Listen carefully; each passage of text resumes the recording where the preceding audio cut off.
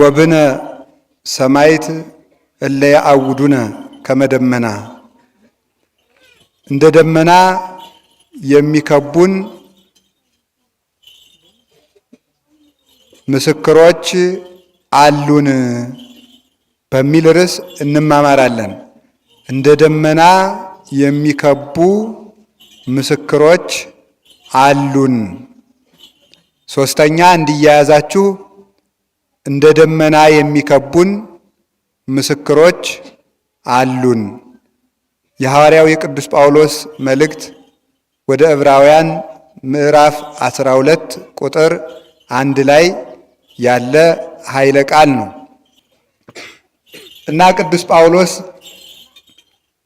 በብሉይ ኪዳን የነበሩ ሰማዕታትን፣ አበውን፣ ነቢያትን፣ እናቶችን፣ አባቶችን ሁሉ ዘርዝሮ የብሉይ ኪዳን ሰማዕታትን ሁሉ ከጨረሰ በኋላ ወንሕነኒ እለብነ እሙንቱ ሰማዕት ዘየአውዱነ ከመ ደመና፣ እኛ እንደ ደመና የሚከቡን በዙሪያችን ያሉ ብዙ ምስክሮች አሉን። ወንግድፍ እምላዕሌነ ኩሎ ክበደ ወሁከተ ኃጢአት፣ እንደዚህ ያሉ እንደ ደመና የሚከቡን ምስክሮች ካሉን በላያችን ላይ ያለውን የኃጢአት ሸክም የኃጢአት ማዕበል አውልቀን መጣል አለብን። እንዲህ ያለ ምስክር ያለን ሰዎች እንደ ደመና የከበቡ ምስክሮች እያሉን የኃጢአት ሸክም ተሸክመን መኖር የለብንም። ወንሩጥ በትዕግስት ሀበ ዘጽኑ ተስፋነ ዘሃይማኖት፣ በሃይማኖት ተዘጋጅቶልን ወዳለ ተስፋችንም በትዕግስት ልንገሰግስ ልንሮጥ ይገባናል። ወንትልወ ለፍጹም መልአክነ ኢየሱስ ክርስቶስ ዘታገሰ ኀፍረተ መስቀል አናይሲሮ፣ ራሱን አምላክ ነኝና መከራ መቀበል አይገባኝም ሳይል መከራ መስቀልን ንቆ ኀፍረትን ንቆ የታገሰ የእምነታችን አበጋዝ የሃይማኖታችን ራስ የገድላችን ፊት አውራሪ የሚሆን ኢየሱስ ክርስቶስን እያየን እንሩጥ፣ እሱን እንከተል፣ እሱ ከገባበት እንድንገባ እሱን እያየን እንሩጥ ይላል። ሐልይዎ እስኩ ለዘመጠነዝ ተአገሰ እምኃጥአን፣ ከኃጥአን ይህንን ያህል መከራ የታገሰ የእሱን መከራ እስኪ አስቡት። አዲክሙ ይጸናይክሙ እስከ ትበጽሑ ለሞት፣ ለሞት እስከምትደርሱ ድረስ ደርሳችሁ ኃጢአትን ገና አላሸነፋችኋትም። ለሞት እስከምትደርሱ ድረስ ደም አፍሳችሁ ኃጢአትን ተቃውማችሁ ገና ድል አልነሳችሁምና እሱን ኢየሱስ ክርስቶስን ምናሉት አስቡት። ነፍሳችሁ እንዳትጎሰቁል ሰውነታችሁ እንዳይደክም ክርስቶስን እያያችሁ ሩጡ። እሱን እያሰባችሁ ገድላችሁን ቀጥሉ፣ ኑሩ፣ በርቱ። ወይበይዋ ለኃጢአት፣ ኃጢአት እገባለሁ እናንተ አላስገባም። ኃጢአትን እምቢ ብላችሁ ተጋደሉ፣ ሰውነታችሁን ድል ንሱት፣ አሸንፉት። ኃጢአትን እምቢ በሉ። ኃጢአት ገባ እናንተ አላስገባ ስትጋደሉ ደም እስከ ማፍሰስ ደርሳችሁ ዋጋ ከፍላችሁ ክርስቶስን ተከተሉት።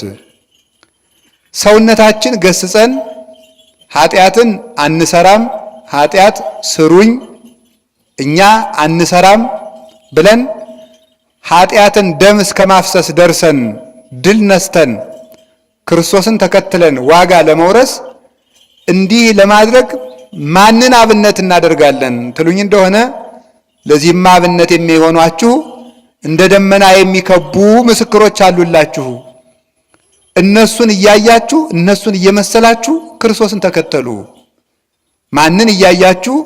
ወታደር አለቃውን፣ አዛዡን፣ የጦር መሪውን ትእዛዝ እየሰማ እሱን አብነት እያደረገ እንደሚዋጋ የክርስትና አዛዦች አበጋዞች የሚሆኑ ሰማዕታት አሉላችሁ።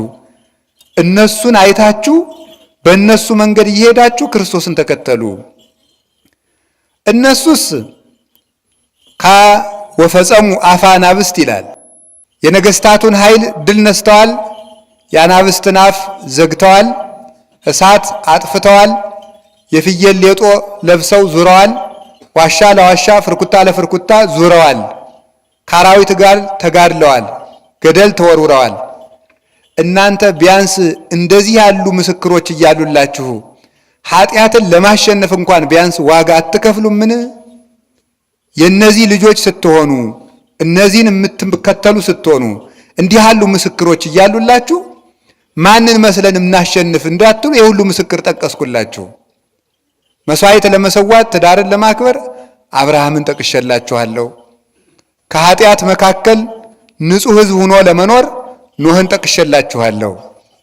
በስደት አገር ያላዊ ንጉሥ ግዛት ባለበት በፈርዖን መካከል ሆኖ ለንጉሥ መንግስት ንጉሥ ለወደደው ዘመን ለወለደው ሳይገዙ እግዚአብሔርን በሃይማኖት ተከትሎ ለመውጣት ሙሴን ጠቅሼላችኋለሁ። ንጹሕ መስዋዕት ለማቅረብ አቤልን ጠቅሼላችኋለሁ። ዛሬ ደግ አባት የለ ማንን አይተን ስራ እንሰራለን እንዳትሉ ያላብነት መልካም የሰራ አቤልን ጠቅሼላችኋለሁ። ሄኖክን ጠቅሼላችኋለሁ። እነዚህ ሁሉ እነ ጌዲዮን እነ ሶምሶን እነ ባርቅን እነዚህን ሁሉ ጠቀስኩላችሁ።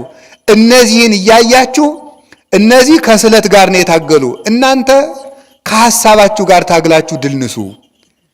የሰውነታችሁን ጦር የህሊናችሁን ርኩሰት ቆርጣችሁ ለምን አታጥሉም? ኃጢአት እንዲህ ተኝቶ ይለቃል ወይ?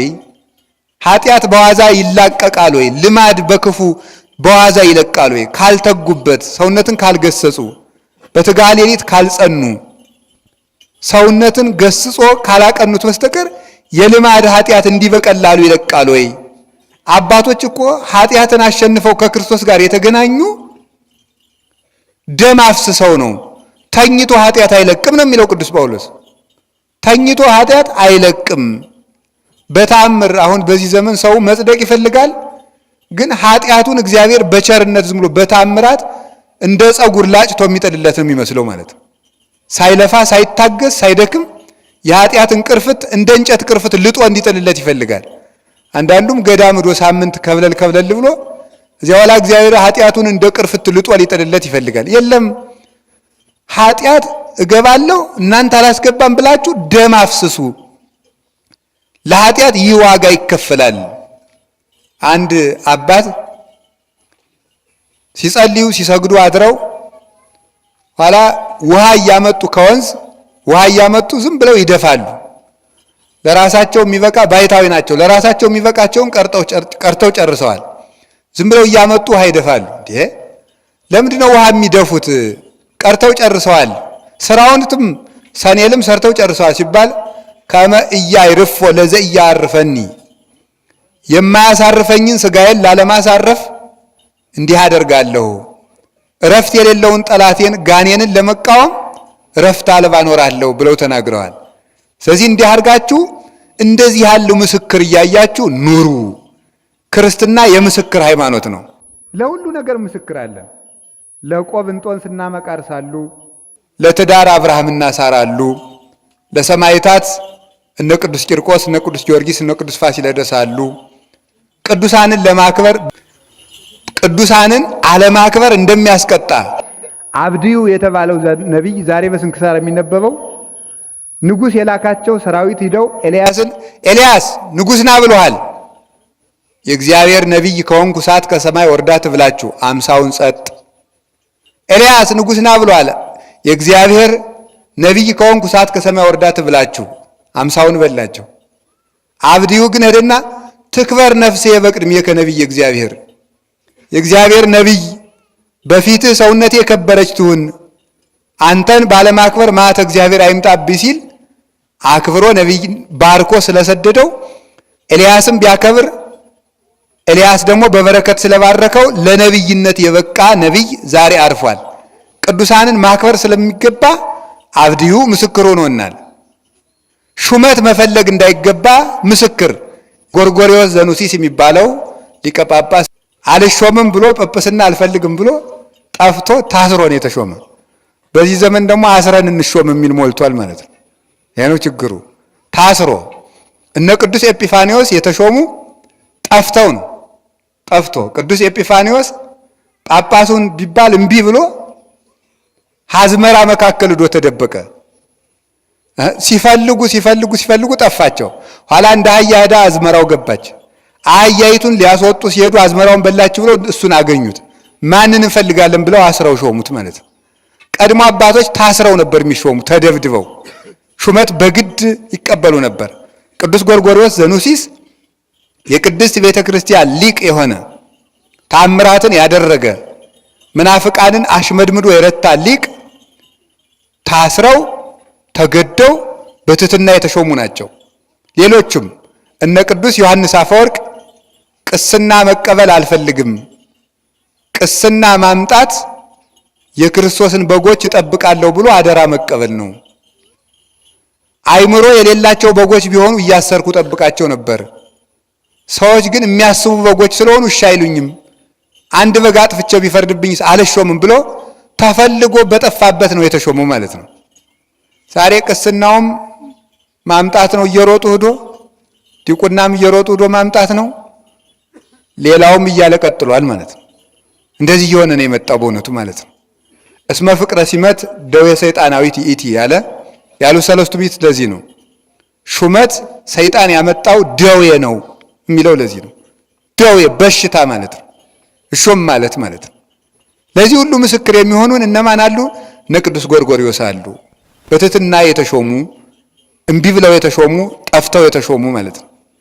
ተሹመው እንኳን ሹመታቸውን የደበቁ ሌሎቹ እነ ቅዱስ ሳዊሮስ ጳጳስ ሆነው የመነኩሴ ቆብ ለብሰው ከሕዝብ ጋር ያስቀድሱ ነበር።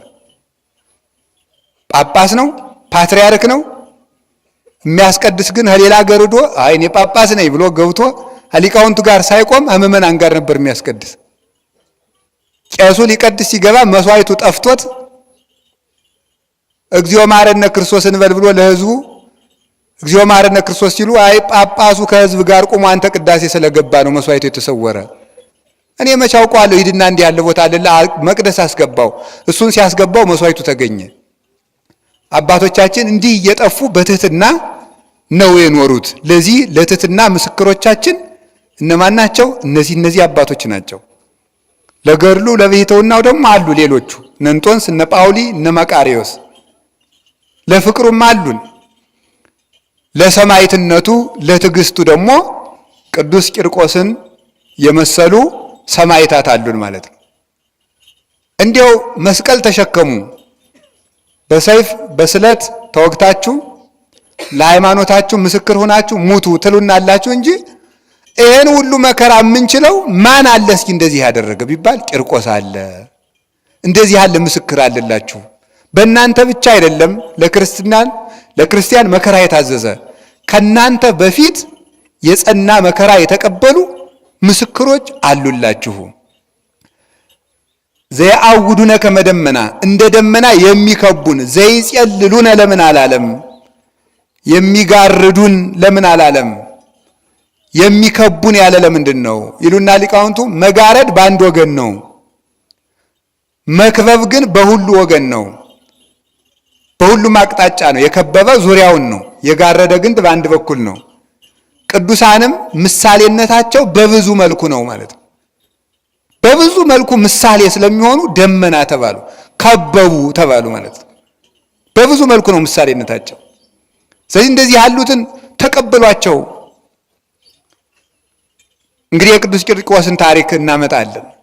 ምስክር የሚሆነን ስለሆነ መከራ ቢመጣ አብነት የሚሆን ስለሆነ የቅዱስ ቂርቆስን ምስክር እናመጣለን። የቅዱስ ቂርቆስ እናቱ ቅድስት ኢየሎጣ አንጌቤናይት ናት። አንጌቤናዊት ማለት ምን ማለት ነው? ወይዘሮ የቤተ መንግስት ሰው ንግስት ማለት ነው። የንግስት ዘር ማለት ነው። አንጌቤናይ ማለት ንግስት ማለት ነው። አንጌቤናይት ማለት ንግስት፣ ወይዘሮ፣ እቴጌ፣ እመቤት፣ የከበረች ማለት ነው። እና እሷ የከበረች የነገስታት ዘር የሆነች በዘሯም የከበረች በሹመትም የከበረች የክቡራን ዘር ናት። ንጹሕ ዘር ቅዱስ ቂርቆስን ወልዳለች። ቂርቆስ ማለት የስሙ ትርጓሜ ምን ማለት ነው? ዘፍካሬሁ ተብህለ ጽጌ ምውዝ እፍራን፣ ጣፋጭ ሽቱ ማለት ነው። ቂርቆስ ማለት ጥዑም መዓዛ፣ ያማረ ሽቱ፣ የሚጣፍጥ ሽቱ መዓዛ ማለት ነው። ለምን? የክርስቶስን መዓዛ ስለሚናገር። ልብስ በሽታ እንደሚታወቀው በመዓዛ እንደሚታወቀው ቅዱሳንም የክርስቶስ መታወቂያ ናቸው። ቤተሰብ የቤተሰብ ልብስ የሚታወቀው በመዓዛው ነው። የከተማው ልብስ ብዙ አይመችም። ለምን? ሁሉም ሽቶ ስለሚቀባ የማን ወዝ እንደሆነ አይታወቅም። የገጠሩ ግን ይሄ የእናቴ ነው፣ ይሄ የአባባ ወዝ ነው ይባላል። ማለት ልብስ በወዝ ይታወቃል። ቅዱሳንም ንሕነሰ መዓዛሁ ለክርስቶስ ንሕነ፣ እኛ የክርስቶስ መዓዛ ነን ይላል ቅዱስ ጳውሎስ። ልብስ በመዓዛ እንዲታወቅ እኛ የክርስቶስ መታወቂያ ነን ማለት ነው። ሰዎች እኛን አይተው እሊህስ የክርስቶስ ደቀ መዛሙርት ናቸው ይሉናል ማለቱ ነው። በንግግራችን መዓዛ፣ በጸሎታችን መዓዛ፣ በተጋድሏችን መዓዛ፣ በአነዋወራችን መዓዛ፣ በዚህ ሁሉ በፍቅራችን መዓዛ እኒህስ የክርስቶስ ደቀ መዛሙርት ናቸው ይላሉ። እያዩ ስራችን እያዩ እኒህ የክርስቶስ ናቸው። በእኛ ክርስቶስ ይታወቃል፣ እኛ በክርስቶስ እንታወቃለን። ወበዝንቱ የአምሩክሙ ሰብ ከመ አርዳእየ አንትሙ እምከመ ተፋቀርክሙ በበይናቲክሙ፣ እርስ በርሳችሁ የተዋደዳችሁ እንደሆነ ሰዎች የኔ ደቀ መዛሙርት መሆናችሁን በዚህ ያውቋችኋል ይላል። የሚለያዩ ሰዎች የአጋንንት ልጆች መሆናቸው ሲታወቁ፣ የሚፋቀሩ ሰዎች ደግሞ የክርስቶስ ደቀ መዛሙርት መሆናቸው በዚህ ይታወቃል። የፍቅር የአንድነት ልጆች ደቂቄ ቦኑ ብክሙ ዘንበል ደቂቄ ሰላም ለክሙ፣ ልጆቼ ደህና ናችሁን አስታረቅኳችሁ ይላል ጌታ በተዘጋ ቤት ገብቶ። ደቂቄ ሲላቸው የፍቅር የአንድነት ልጆች ደህና ናችሁ ማለት ነው። የፍቅር የአንድነት ልጆች ክርስቲያን ንሕነሰ ውሉደ ሰላም ይላል። እኛ የሰላም ልጆች ነን ሲል የፍቅር የአንድነት ልጆች ነን ይላል። ፍቅር ያላቸው አንድነት ያላቸው ትሩፋት የሚሰሩ ገድል የሚወዱ እሊህ የክርስቶስ ልጆች መሆናቸው በዚህ ይታወቅላቸዋል። ስለዚህ ቅዱስ ቂርቆስ ሽቱ መዓዛ የሚል ስም የወጣለት ክርስቶስን የሚያሳይ ስለሆነ ነው። ክርስቶስን የሚያሳይ ነው። ይህንን ልጅ ወልዳ በዘመናቸው መከራ የሚያጸና ንጉሥ ተነስቶ ስለነበረ መስፍኑ እለእስክንድሮስ ነው። ያገኘውን ሁሉ እየገደለ እያሳደደ ክርስቲያኖችን ከምድረ ገጽ እያጠፋ እንደ አርያኖስ ክፉ መኮንን ነበረ ሲሆን እሷ ከሮም ተነስታ ወደ ኪልቅያ ወደምትባል አውራጃ ልጇን ለማትረፍ ተሰዳ ሄደች። በተሰደደችበት ቦታ ያ የጠላችው ንጉሥ እለእስክንድሮስ ተከትሎ መጣ። ክርስቲያኖችን እያረደ ሲጨርስ የሚሞቱት እየሞቱ የፈሩት ደግሞ ፈርተው ሲሮጡ ቅድስት ኢየሉጣ ከልጇ ጋር እየመከረች እያጽናናች አይዟችሁ በሥጋ ብንሞት በነፍስ አንሞትም፣ አንድ ቀን ብንሞት ሁልጊዜ አንሞትም፣ በምድር ብንሞት ዘላለም አንሞትም እያለች እያስተማረች ሰውን ሁሉ ለሞት ለስለት እንዲቀዳደም ታደርገው ነበረ።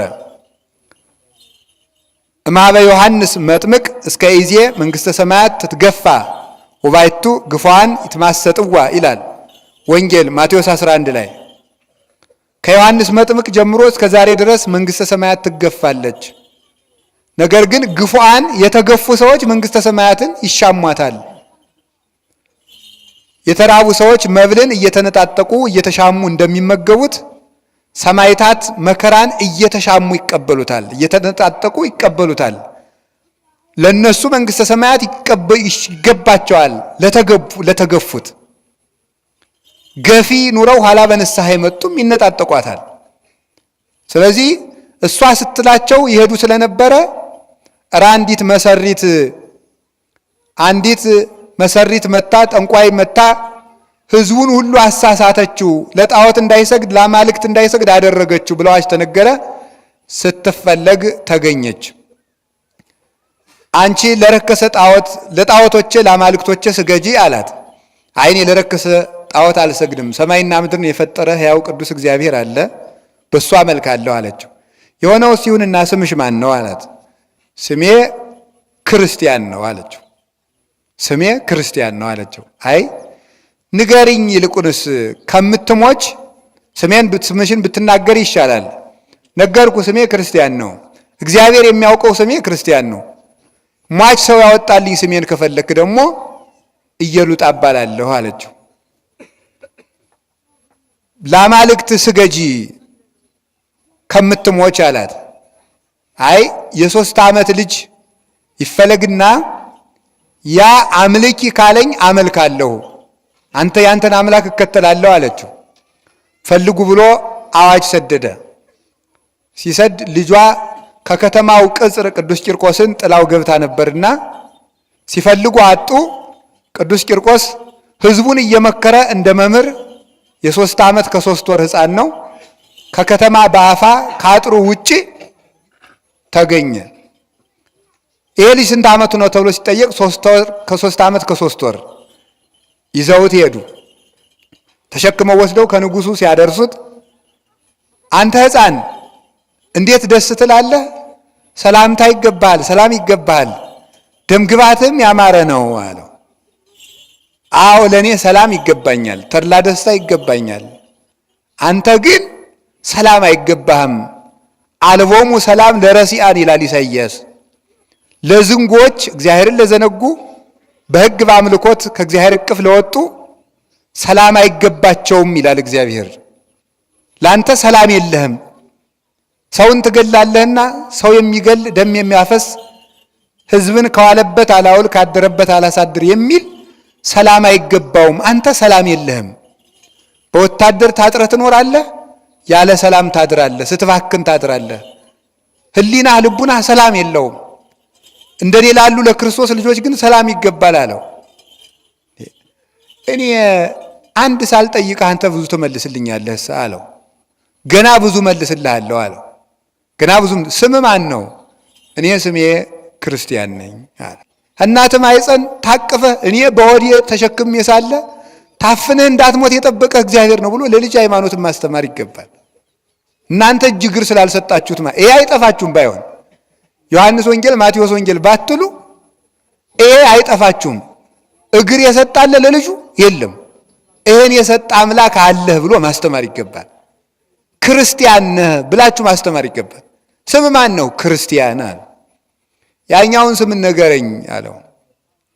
አይ ክርስቲያን ነኝ፣ ይሄ በቂ ነው። አንተ የጨለማ ልጅ፣ የሰይጣን ወዳጅ፣ የእውነት ጠላት ካጠገቤ ራቅ አለው። እኔ ክርስቲያን ነኝ ብያለሁ አለው። ንገረኝ ስምህን። ቂርቆስ እባላለሁ ብሎ ነገረው። ለአማልክት ሰዋ አለው። እነዚህ ተነግረው የማይሰሙ ዓይን ቦሙ ወይሬዩ፣ እዝን ቦሙ ወይሰምዑ፣ እግር ቦሙ ወይሐውሩ ወይነብቡ በጎራይቶሙ። አፍ አላቸው አይናገሩም፣ ጆሮ አላቸው አይሰሙም፣ እግር አላቸው አይራመዱም፣ እጅ አላቸው አይዳስሱም። አማልክቲሆሙ ለአሕዛብ ግብረ እደጓለ እምሕያው። የአሕዛብ አማልክት የእጅ ስራዎች ናቸው፣ ተጠርበው የተሰሩ ናቸው። እንደነሱ ዲዳ ናቸው። ለእነዚህ ምን ብዬ ነው የምሰግደው? ሰማይና ምድርን የፈጠረ ሕያው ገናና ቅዱስ እግዚአብሔር አለ። ከሦስቱ አካል ከድንግል ማርያም የተወለደው ሙቶ ዓለምን ያዳነው ወልደ እግዚአብሔርን አመልካለሁ አለው። ከሞትና ከሕይወት ምረጥ አለው። አንተ ሞት የምትለው ለኔ ሕይወት ነው፣ አንተ ሕይወት የምትለው ለኔ ሞት ነው አለው ቅዱስ ቂርቆስ። አንተ ሞት የምትለው ለኔ ሕይወት ነው አለው። ብትገለኝ ወደ ክርስቶስ እሄዳለሁ ማለቱ ነው። አንተ ሕይወት የምትለው ለኔ ሞት ነው የሚለው በዚህ ዓለም ክርስቶስን ክጄ ቢመቸኝ ለኔ ሞት ነው፣ ሞት ይሻለኛል፣ አይሆንም አለው። ከዚህ በኋላ ይህንን ሕፃን ቆዳውን ገፋችሁ በገመድ ጠቅላችሁ ሰውነቱን ጨምቃችሁ ግረፉት፣ ጣሉት አለ። ይህንን ሁሉ አደረገበት። የእናቱ ትዕግስት፣ እሱ እናቱ ይህን ሁሉ አላየችም፣ ለብቻው አስረዋታል።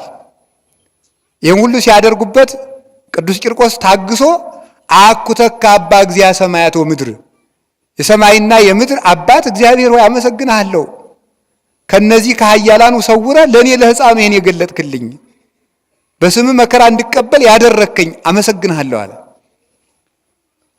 እየሉጣ ልጅሽ እኮ ካደ፣ በይና አንቺም ስገጂ አሏት። ደግሞ ሄደው አልሰማው አላምንም ብላ ልጇን ስታየው ታግሶ አየችው፣ አመሰገነች። በዚህ ይህን ሁሉ አድርገው ሲጨርሱ ና ደግሞ መን አሉት። አይን ያላምንም አምኜ ጨርሻለሁ፣ በጌታዬ በመድኃኒቴ በኢየሱስ ክርስቶስ ብቻ ነው የማምነው፣ ሌላ ምንም ነገር የለም አለው። አማልክቱን ስገድ አለው። ለእነዚህ አማልክት ግን ምሰግድ ለምንድን ነው? አረ እነዚህ ይቀስፉሃል አለው። አይቀስፉኝም፣ ለእነዚህ አልሰግድም፣ ለክርስቶስ ብቻ እሰግዳለሁ። እንዲህ እያለ ሲያሰቃየው ቆየ። ገረፈ። የግርፋት መሳሪያ ሊያዘጋጅ ተሰናዳ። መንኮራኩር ቅዱስ ቂርቆስን ለማጥፋት መሳሪያ የሚያውቁ ሰው እንደ እህል ወፍጮ ማለት ነው። እንደ እህል ወፍጮ ያለ ሞተር እንዲዘጋጅ በአገር ያለው አንጥረኛ ሁሉ ተሰበሰበ። ቅዱስ ቂርቆስን እስር ቤት ከቶታል። እስር ቤት ሆኖ ቅዱስ ቂርቆስ ይጸልያል። በእውነቱ ማለት ነው። አቤቱ ፈጣሪ ችላ አትበለኝ፣ ግበር ትምህርተ ላዕሌነ፣ የይቅርታ የቸርነት ባለቤት የምሕረት ምልክትን በእኔ አሳይ፣ ጠላቶች አድጓነት ሲሆኑ እያለ መዝሙረ ዳዊት ሲዘምር ሰይጣን መጥቶ ቆይ አንተ ሕፃን ግን ምንድነው የኔ ያህል መዝሙር የምታበዛ? ጸሎት አታብዛ፣ ንጉሱንም ለጊዜው ክጃለሁ በልና በልብህ ብቻ ፈጣሪን ታመልካለህ። አውቆ መካሪ መስሎ ነው። ኋላ ከመከራ ትድናለህ፣ ግድ የለህም አለው። አንተ እርጉም ከኋላ ወግድ ሂድ አለው። እንግዲህ እንዲማ ካረክ አንደኛ መሳሪያውን የማሰቃያውን መሳሪያ ንጉሱ እንዳያሰራ አፉን እለጉመዋለሁ፣ አንተ ክብር እንዳታገኝ። በዚህ ማትመለስ ከሆነ ደግሞ እናትህ እንድትፈራ አረጋታለሁ አለው። ጌታዬ ኢየሱስ ክርስቶስ ያሳፍርሃል አለው። እሱ ያሳፍርሃል አለው። ብን ብሎ ጠፋ። ሊያዘጋጅ የመጣው ቅዱስ ቂርቆስ እንደ እህል የሚፈጭበትን መሳሪያ ሊያዘጋጅ የተጠራው አንጥረኛ ከች ሲል ንጉሱን አፉን ለጎመው። ለምን? ቅዱስ ቂርቆስ በዚያ መሳሪያ ከተሰቃየ ክብር እንደሚያገኝ ስለሚያውቀው ማለት ነው። አፉ ሲለጎም ቅዱስ ቂርቆስ የመሳሪያው አሰራር በመንፈስ ቅዱስ ተገለጠለትና ና እኔ የምሰቃይበትን መሳሪያ እንዴት እንደምትሰራ እኔ እነግርሃለሁ አለው። በል እንግዲህ ራስ የሚሰብር አንገት የሚስብ ጆሮ የሚልጥ ሰውነትን የሚገፍ አራት ክንድ የሆነ ለእኔና ለእናቴ ሁለት አዘጋጅ። አጥንትን የሚሰብር ጎንን የሚፍቅ ጅማትን የሚቆራርጥ ስርን መዞ የሚያወጣ አንጀትን የሚወጋ ሹካ ያለው አዘጋጅ። ሰውነትን እየተሽከረከረ የሚፈጭ መንኮራኩር ስራ። ወንበር አበጅተ 3 ቀዳዳ አበጅተ በዚያ ላይ 3 ችንካሮች አብጅ። በእነዚያ ችንካሮች ላይ ልዩ 3 ብለህ ጻፍበት አለው። ልዩ 3 ብሎ ጽፎ የማሰቃያ መሳሪያ 40 ቀን ሰውን የሚያሰቃይ መሳሪያ ተሰራ። ከዚያ በኋላ ምን አደረገ? ከዚያ በፊትም ሌሎችን ስቃዮች ብሎ አሰቃይቷቸዋል። ሌሎችን ስቃዮች 7 ስለቶችን አዘጋጅቶ ይህ የመጨረሻው መሆኑ ነው። ከዛ በፊት 7 ስለቶችና ችንካሮችን አበጅቶ እነዚያን አግሎ 2ቱን በ2 አይኑ፣ 2ቱን በ2 ጆሮው፣ 2ቱን በ2 አፍንጫው፣ 1ዱን በአፉ፣ በሆዱ፣ በልብቃው፣ በእግሩ በዚህ ሁሉ ችንካር ቸንክሮ መልአኩ ቅዱስ ገብርኤል መጥቶ ያቀዘቅዝለት ነበረ። በዚህ የተሰላቸው ንጉሥ ይሄን መንኮራኩር አዘጋጀ።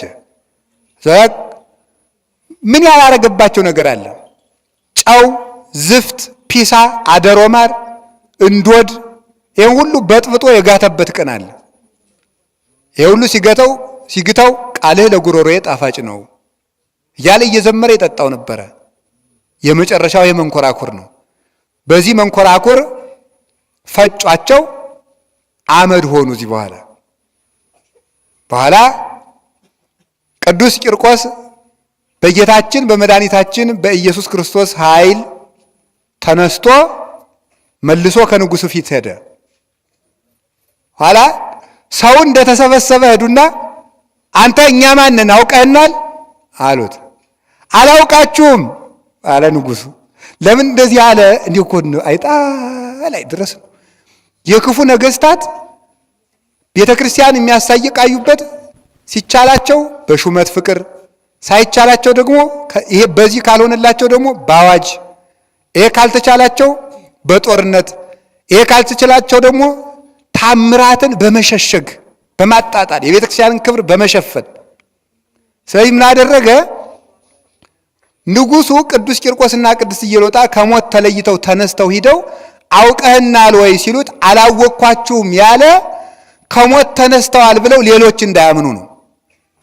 እንዳያምኑ ለካ የተነሱት ናቸው ብሎ ሰው እንዳያምን አላውቃችሁም ምን ያለ አንተ የተረገምክ የሰይጣን የበኩር ልጅ አላውቃችሁም የምትል ሰው እንዳያምን ነው እንጂ ትናንት ያሰቃየህን እኔ ቂርቆስና እናቴ ኢየሉጣ አይደለንምን አለው። እንደዚህ ሲለው 10,100 ሰዎች በቂርቆስ አምላክ አምነናል ብለው 10,000 ሰዎችን በአንድ ጊዜ በደሙ አበቀላቸው ማለት ነው። ለዚህ ነው ዮሐንስ አፈወርቅ የክርስቲያን ደም ዘር ነው ሌላ ክርስቲያን ያበቅላል የሚለው። 10,000 ክርስቲያኖች በቂርቆስ አምላክ ሙት በሚያነሳ ድል በሚያሸንፍ በሚነሳ በቂርቆስ አምላክ ሕይወት በሚያድል በክርስቶስ አምነናል አሉ። እነዚያን ሁሉ ፈጃቸው። ኋላ ምን አደረገ? ሲያፍር ምን አደረገ መሰላችሁ? በሉ እንግዲያስ አለ። እሺ አይደረስ እኮ ነው። እኔ ማምን እናንተ ከሙታን ተለይታችሁ ተነስታችሁ እንደሆነ የእናንተ አምላክ ትክክል መሆኑን የማምን እኔ ያደረግኩት የቆዳ ጫማ አለ። የቆዳው ጫማ በሬ ሆኖ ከተነሳ አምናለሁ አለ። ከዚያ በኋላ ምክንያት ፍለጋ እኮ ነው እንግዲህ ማለት ነው። አንተ እንደማታምን አውቃለሁ፣ ግን ስለሚያምኑ ክርስቲያኖችና ስለ ጌታዬ ክብር ስል አደርገዋለሁ አለ። እንዲህ ያለ ፈተና ቢመጣብን አሁን እኛ እናደርገዋለን? እግዚአብሔር ብቻ ያውጣን ነው።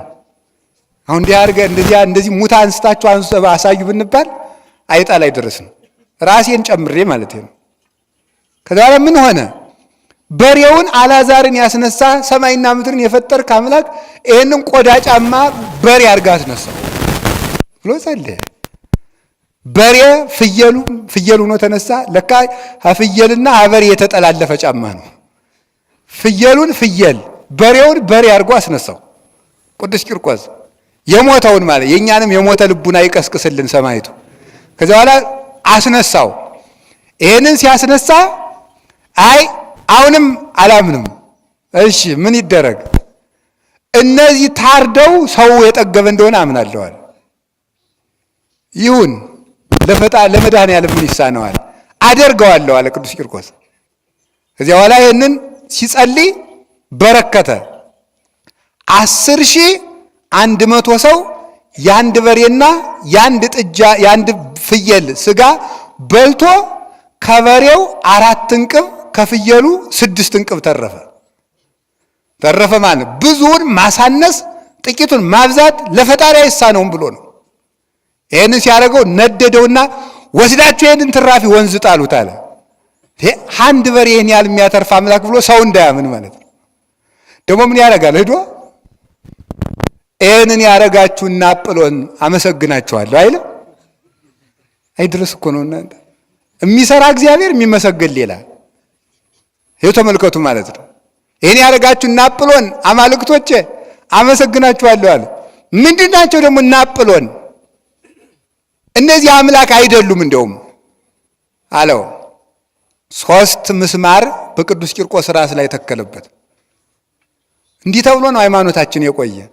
3 ምስማር። እኛ አባቶቻችን ምስማር ችለው የጸደቁበትን ሃይማኖት የወንድሞቻችን የቶቻችን ጠባይ መቻል አቅቶን ስንፋጅ ስንባላ እንውላለን። የቂርቆስ ልጆች ስንል ደግሞ አናፍርም እኮ እንዲያው አይጣ ላይ ድረስ እኮ ነው ምስማር የተተከለበትን ጀግና እየተከተል እኛ ግን የአንድ ሰው ስድብ እንኳን ከጦር ይወጋናል። ከዛ ላይ ያንን ምስማር ሲተክልበት 3 ምስማር ሲተክልበት እስቲ ፈጣሪ ያድንህ እስቲ ክርስቶስ የምትለው ይምጣና ያስጥላለው። መልአኩ መጣና ንቅል አድርጎ ወስዶ ንጉሡ ራስ ላይ ተከለው። ሲተክለው ራውጣን ቂርቆስ እኔ አይደግመኝም ይሄን ነገር እኔ አላደርገውም አውጣኝ ያውኑን ያውጣኛል። አይ እንደማትመለስ አውቃለሁ ግን እኔ እንዳንተ አይደለም ፈጣሪ ቸር ነው ብሎ በጌታዬ በኢየሱስ ክርስቶስም ብሎ ደግሞ መልሶ ነቀለለት። በሉ እንግዲህ ውሃ አፍሉ እዚያ ውስጥ ቀቅላችሁ ጣሉልኝ አለ። እዚያ ውስጥ ቀቅሉት እንግዲህ አለ። በበርሚል ውሃ ተሞላ። እዚያ በኋላ ሲፈላ የውሃው ቡልቅ እያለ ሲፈላ ድምፁ እንደ ክረምት መብረቅ ነበረ። እግዚኦ ከዚያ መሃል ቀርበናውን ካዱ ብንባል እንዴት ነው የምንሆን? አድህነን እግዚኦ ምለጥቂት ማለት ይሻለና ዝም ብለን ያን አቅርቦ ምረጡ ተባለ። ወይ ሃይማኖትን ወይን ውሃ ምረጡ ተባለ። ድምፃ ለጽር ከመነጎድጓድ ክረምት እንደ ነጎድጓድ እየተፍገመገመ እየፈላ በትልቅ በርሜል ያንን ስታይ እናታችን ቅድስት እያሉታ ድንግጥ አለባት። የሃይማኖቷ ተጥቅላላ እንዴት ያለ ነገር ነው! ቅርንጫፉን አድነህ ግንዱን ልትቆርጥ ነው እንዲህ ያለ ልጇ ነው ማለት ይቀርባል እንጂ የእናቴን ሕይወቷን ማርልኝ ለእናቴ ክብርን ግለጥላት የሰማዩን መስኮት ክፈተው ጌታዬ ሲል ሲከፈት በሰማይ ሰማይታት የሚቀዳጁትን አክሊል የተቀመጡበትን የብርሃን ከተማ የሚዘምሩላቸውን መላእክት እናቱን ቀሚሷን ይዞ የዛሬ ልጅ እናቱን ይዞ ወደ ዳቦ ቤት አይደለም ቅዱስ ቂርቆስ ኢትፍርህ እንፈጽም ገድለነ እያለ አትፍሪ አይዞሽ ገድላችን እንፈጽም እያለ የእናቱን የጨርቋን ጫፍ ይዞ ምን ይገርማል ድንኩል እያለ የ3 ዓመት ልጅ እናቱን እየጎተተ ወደ እሳት ይዟት ይሄዳል። እናቱም የሰማዩን ክብር እያየች ደግሞ ይሄ እሳት ምን ያደርገኛል እያለች ሞትን እንድትደፍረው አደረጋት። እዚያ ውስጥ ሲገቡ መልአኩ ቅዱስ ገብርኤል መጥቶ እንደ ውሃ ጸጥ አድርጎ እንደ በረዶ አቀዘቀዘላቸው። በእኛ ላይ የሚነደውን እሳት ሁሉ ያቀዝልን። በእኛ የነገር እሳት፣ የክደት እሳት፣ የዝሙት እሳት እየነደደብን ነው። መድኃኔዓለም ይህንን ሁሉ ያጥፋል።